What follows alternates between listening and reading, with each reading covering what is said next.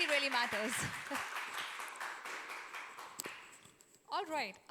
Next up, we have Jantine. So she's going to talk about builder programs. I think we have been talking about builder programs and how to like run those. And there's a bunch of stuff that goes behind the scenes when we start these builder programs. So she's going to give some point of view around how to really build one from beyond the KPIs, beyond the numbers, and go a little bit more on the side of experimentation and some learning curves.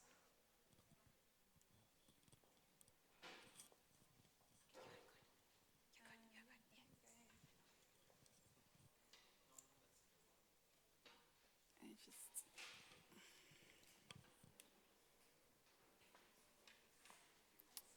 does this work? Let me see. No.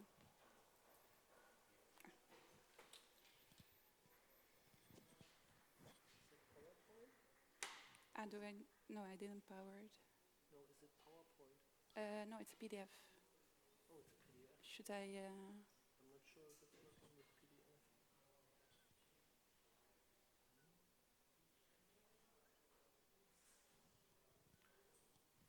Should I? Actually, PDF don't work with PDF. Uh,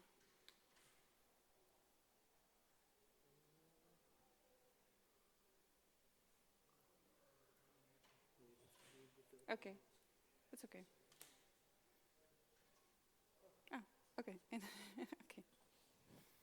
Yeah. Okay,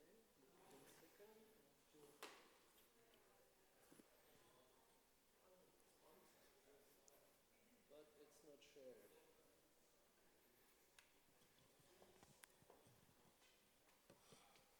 Mail? Yeah. Here maybe.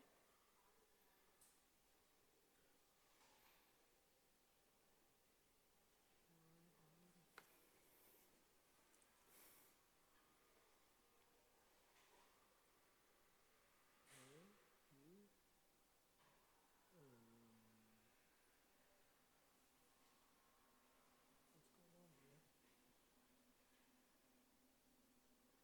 Maybe stage.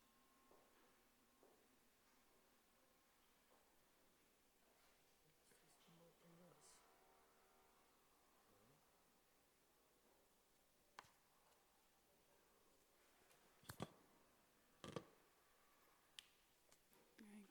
Like usually. No, scroll down. Yeah, now it's moving. Yeah. Yeah. Okay. You want extended display or you want to have the same screen? Yeah, it's the same. I see. You can do view and then you can. I can do it.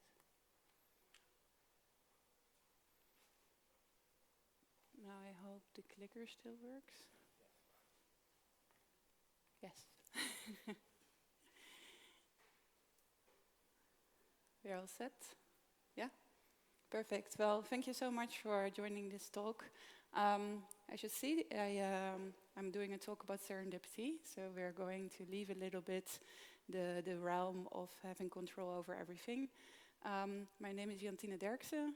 I'm running Brew Berlin, which is a builder program here in Berlin, and as well a conference, if you're still around these days, happening the 20th. I would like to talk a little bit about why first I want to talk about serendipity, and that I think has all to do with the field that we're in. So a lot of times in Web3, people really want to onboard developers or builders or maybe mass adoption even to make use of the tools or to build upon the tools that we are actually having available or needing to build. What actually I think is here a first thing to realize is that Web3 is something that we're saying is going to change things. We're building something new. We're building a system that isn't there yet. However, if you design a program, I think you need to realize this. When you design a program, let's say you're building a car, we know cars. So currently when you're building a car, you're trying probably to optimize the car. Then there's no knowns, which leads to optimization. If you would have done this before cars were actually existing, so there were horses, I think this is a quote that always is attributed to Harrison Ford, but not sure if he really said it, but basically he said, if you would like to ask the people what they want in the time of horses, they would have said faster horses. So in the case of not knowing exactly what would be the best solution, this would have happened, or something would have happened to the horse, but you wouldn't have gotten a car, since this was a new paradigm. So that's why, like, when we're talking basically about Web3, we're talking about a new paradigm. We have a lot of known unknowns that actually lead you to go into exploration. And then when you go into exploration, you probably figure out that there are a lot of unknown unknowns. And in the case of, for example, a horse, no one knew actually about a car. But still, it happened. And why did it happen? It's because they went into this road of exploration and of discovery. As you can see, this looks nothing like a horse. So there is an element of uncertainty introduced here that is completely different from the first optimization approach. So let me also do one step back. We said, okay, builder programs. We really want people to join and maybe go into this set of experimentation. How do people actually learn? I think this is also a good question to ask yourself. Of course, we have been experiencing COVID time, so we know actually how it is if everyone just stays in. You could optimize your time fantastically. People could probably read all of the documentation available. However, we know, and also from experience, we know that people are not really optimized to just passively absorb knowledge. Like we nowadays even have LLMs. We don't want to compete with that, right? Like this is not how human beings actually learn, be creative, and go to the next. Basically, what the stages of adult learning are, it's like you experience, you reflect upon it, you might generalize the experience you have, and then you can apply it. And basically, it's some kind of circle. Once you start applying it, you are experiencing it. So basically, it's a learning circle that brings people towards the experiential part of the information.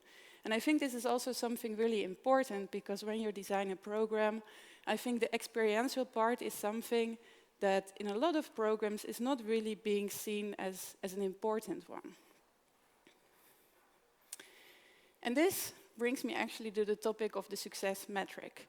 As soon as, let's say, a project or someone says, I want to basically onboard people to my technology, I want to create a program that people maybe mass adoption or like experiment with it.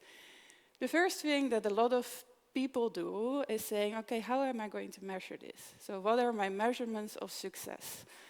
And then, like, when I started to look for this presentation online into the success metrics, personally, I got very sad already. I read about KPIs, key performance index, OKRs, objective and key results, very business style measurements of how to actually figure out if something works. However, there is something actually in literature which is called the McNamara fallacy. I'm not really sure if I pronounce it correctly. Not sure if people are familiar with Robert McNamara. He was the Secretary of Defense in the 60s of the United States. And back then, he actually came, to go back to the earlier example, he actually came from Ford. He was actually an extremely intelligent guy. He managed Ford completely like good, like they were saying, this guy, if he can increase the production of cars, the innovation in cars, this guy could probably help us win the Vietnam War. So there we insert Robert McNamara. And he said, yes, okay, I'm going to take a completely measurement approach. We're going to drop X amount of bombs. We're going to destroy the enemy. Everything was quantified. And he said, as long as we have all the knowledge, we will have an intelligence that they don't have, and we will win. Well, I mean, he tried very hard, and a fallacy is named after him, because in the end, the Vietnam War wasn't only about dropping bombs and having the most intelligence. Basically, the fallacy is, first, you are measuring what can be measured. So you're going to get as many measurement points as possible, and you feel very rich with this information. Then you're actually ignoring what cannot be measured. Why? Because it cannot be measured. Then the assumption that then is, it's not a conscious assumption, but the assumption usually that is being made is that what cannot be measured is unimportant. Why? Because you're not measuring it, so no one is actually putting any importance to it. And then the conclusion is what cannot be measured is actually not existing. Well, and here you see the fallacy, how to win a war with metrics. We all know the mess of the Vietnam War. So yeah, Robert McMurray, he was, I'm losing my presentation, I think it's my laptop. Yeah, Robert McMurray, he was very good in optimizing, but he wasn't very good for the messy situation that is there beyond the optimization process. So then there's actually, next to the fallacy, there's actually as well a law named after this obsession with measurements. And it's when a measure becomes a target, it ceases to be a good measure. And I think this is something that we're also dealing with without the fact that maybe we have a wish, we would like to onboard builders, we would like to have people experiment with the technology. We're also dealing with a lot of reality that is, maybe we can call it scalability. We have someone that has a wish, that hands over this wish to the next person and the next person, and before you know, there's someone that gets a KPI, there's someone that has to change the number. And this is actually, as soon as actually this happens, you actually don't have a good measure anymore. So this is something to say about when you have a KPI, maybe you need to always ask yourself if this KPI is actually serving the higher goal or if you're in the end chasing the KPI itself. And unfortunately, this is often a situation that happens, and I actually also therefore would like to argue, as soon as you hand over the goal for someone to build a builder program, give them the certain autonomy, not to give them almost like childlike KPIs, but give them the autonomy to strategically think. Because otherwise, the measure becomes the target, and you might hurt the program as a whole. So, wanted to take a step back here as well. Why am I actually also saying, okay, in this case, we're not only doing incremental innovation, we're not only, improving a car. And for that, I want to go back to chaos theory, which basically, I'm sure as well, is a theory you're all quite familiar with. I put a butterfly as a picture there. Basically, chaos theory says that how small it can be the clapping of the wings of a butterfly. In any environment, although it has like a fixed set of rules, as soon as something tiny happens, it impacts the whole enormously. And in the case that they always say of the butterfly, they usually say the clapping of a butterfly can cause a tornado in the other side of the world. So the idea here is that predictions, what can happen, even if you have all the sets of rules already, like you made it absolutely, your program is structured to the maximum, still, there might be something happening, someone has a coffee with someone and a conversation happens that would never have happened if you wouldn't have that coffee. Everything changes. So this is something to also keep in mind, that we cannot really control all of the elements when we are having to deal with a builder program. And basically this is called the control fallacy. So here we are at the second fallacy. A lot of people, they have the idea that the small causes have small effects. And yeah, going back to chaos theory, like I said before, this is not actually the case. So I gave an example here that is maybe a bit painful for me. A keynote may be forgotten after a week, so you might not think about this at all. But maybe when you leave this room, you bump into someone, you have this 5-minute coffee, and maybe you found a company in 1 year. So, you know, we don't know if this is actually the knowledge that you're gathering, or maybe it's just a random act on your way out. And this is also something to keep in mind. So we can design programs, and we can put a lot of importance at a lot of things, and it might actually not be the thing that is actually remembered.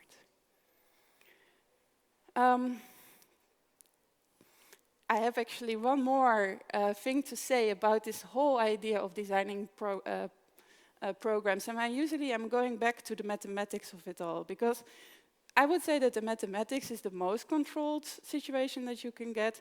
And there you can actually already look how they are dealing with modeling and designing programs. So basically on a book of mathematical models, Erica Thompson actually already made a case we should never say that a model is reality. So basically our assumptions are true and uncertainties are quantifiable.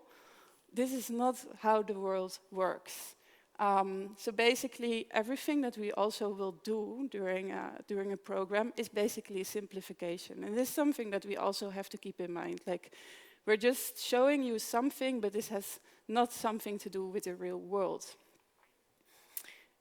Then I want to put, like, when then designing, because now we said, okay, what is this all not? I would like to go a little bit, very shortly and briefly, in what it is, because when you're then saying, okay, so you cannot really model, you cannot really plan, you cannot really quantify, what actually then stays?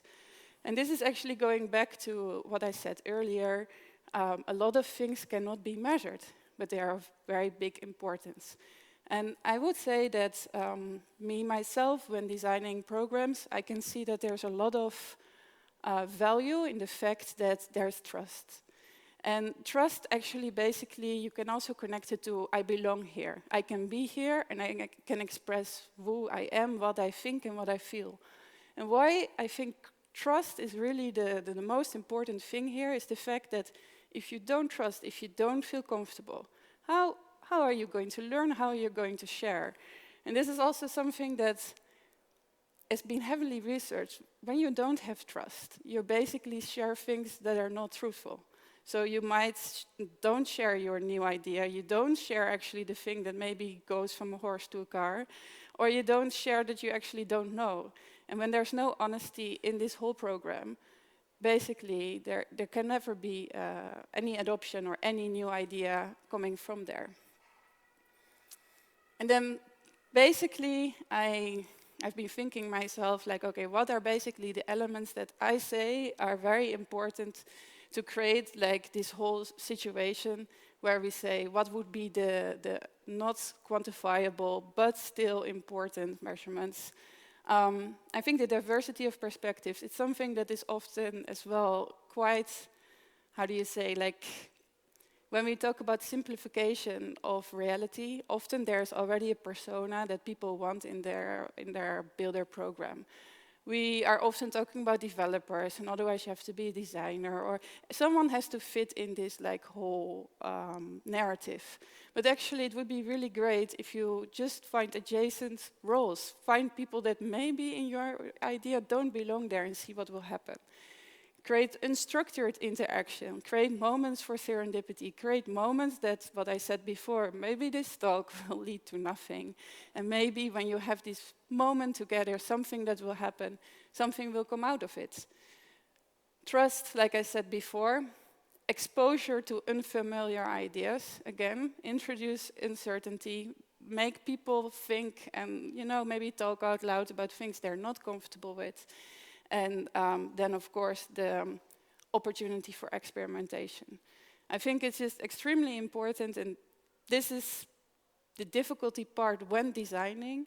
Basically, when you're designing, there should be a big part of the program that you don't know, that there is time, and that basically something can happen that you, the unknown, have no idea what will come out of it. Now, I cannot say how I can push this whole Web3 world to go into this direction. But at least I hope to have give you maybe as well like the tools to speak about the fact, what if someone says, hey, here I have a set of measurements, here I have KPIs, this will at least lead to some results. What do you have? What do you have to give with your unstructured program? I would hope that what we have to give is a lot of experimentation that leads to potential unknown unknowns. Yeah, and I would like to thank you for your attention. Yeah. Any questions? No. Okay, I have a question for you.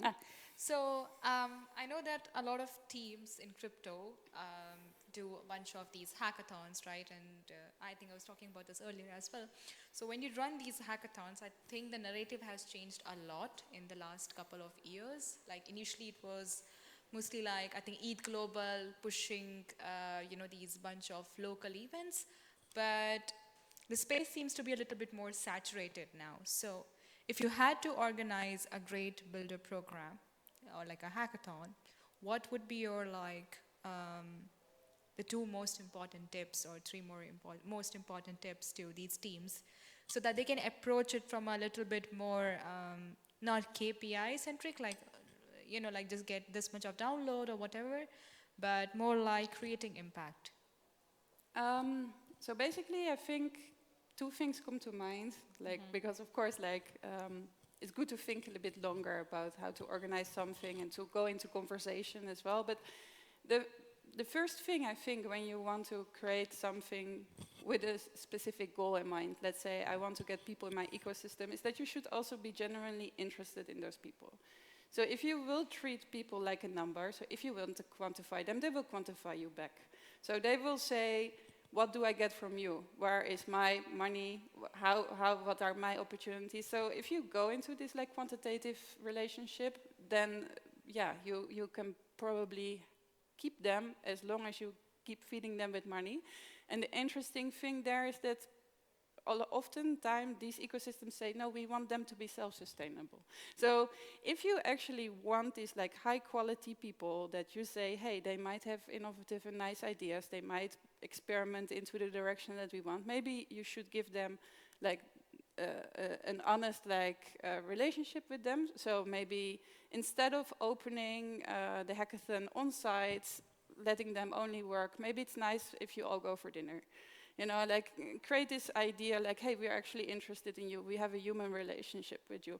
So do a dinner before, get to know the people and they might actually get to know you. So I think that would be a good thing to basically optimize for human relationships. And I had a second thing in mind. And I think that the second thing is follow through. So the other thing that I see a lot is, okay, we got 1,000 builders, and then what? So what I see in my years over crypto is that I keep on running into the same people. So we actually stay, we are actually here. But a lot of projects, they come and go and come and go. And I think if you have a genuine relationship, it is very strange actually if you would be warm and welcoming and then you shut the door. So I think that's the other thing, continuity as well from your side. Not only expecting the builders or the people to keep showing up and to keep on building, where are you, So. Makes sense. Yeah. Yeah, I've got a question regarding builders and I would say developers program all around the world. I'm very with you about trust, but at the same time, for big chains, you're looking for 12, 14 countries all around the world, and how you can see this balance in between KPIs, control, and trust. Yeah, I think it's okay to follow people, right? I think it's a mix. So I think what you need to do is the following. Instead of saying, I want to target 10,000 people, you need to be honest yourself. Are you going to follow up with 10,000 people? Probably not. So if you will go around the world targeting 10,000 people, those 10,000 people also know if they don't make it to the top, they will be forgotten. So I think it's always a mutual relationship that you create. So if you basically, and maybe the programs that I'm talking about, they're very focused. So they will not scale to say, okay, we will have 10,000 people directly live doing all the same. And that's another approach that also might lead to like incremental improvements.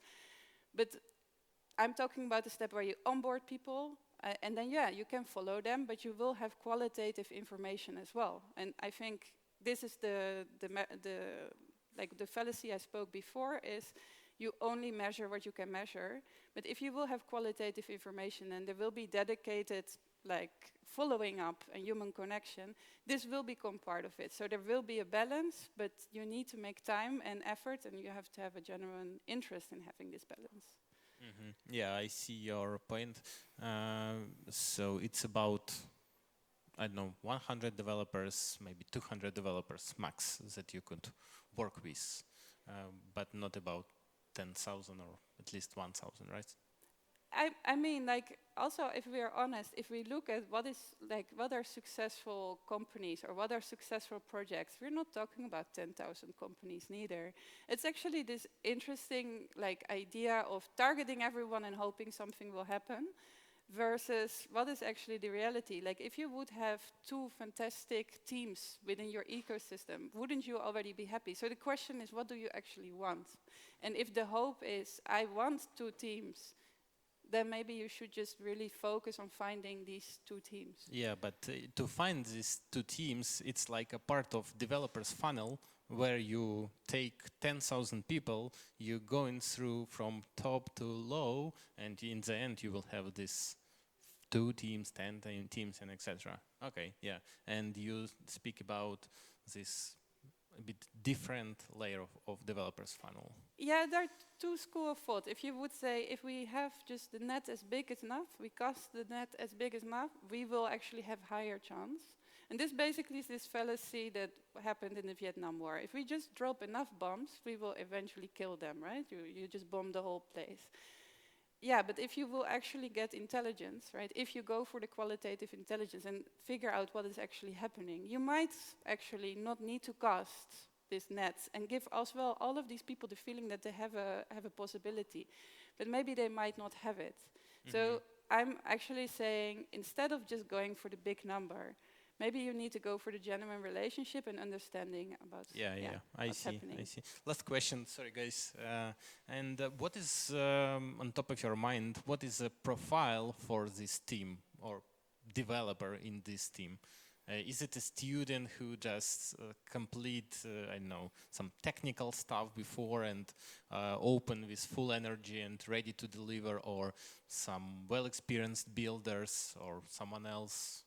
Yeah, so this was what I said before. Like, when you design these things, to have this persona in mind, this is actually part of the fallacy. I think it's like the relationship that you build. Like, if you are able to say what you actually want, so let's say you are looking for 2 teams, I think you need to be more honest about your own goals, not only wanting to have the biggest, the most. Yeah, and then go back from there. For example, if I need 10 teams who could deliver and expand our ecosystem, what would be, based on your experience, as far as I understand, you got very robust experience, what is the best profile for this developer? Yeah, so, like, okay, so in the beginning I said the question that you have is, are you looking for completely new things, for example, in your ecosystem, or are you, maybe you saw something in another ecosystem and you want to build that as well? In the second example, you want to basically do the same as in another ecosystem. You can actually already look, oh, what kind of profile.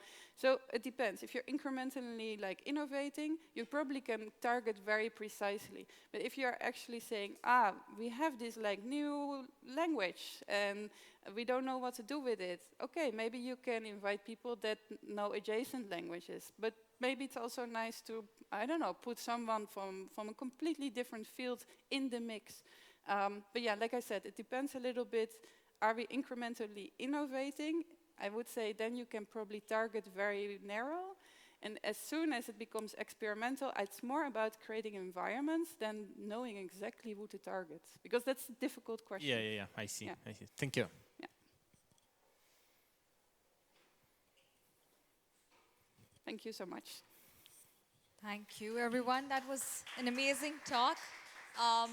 We'll resume after the lunch, so please enjoy the lunch downstairs. Thanks, everyone.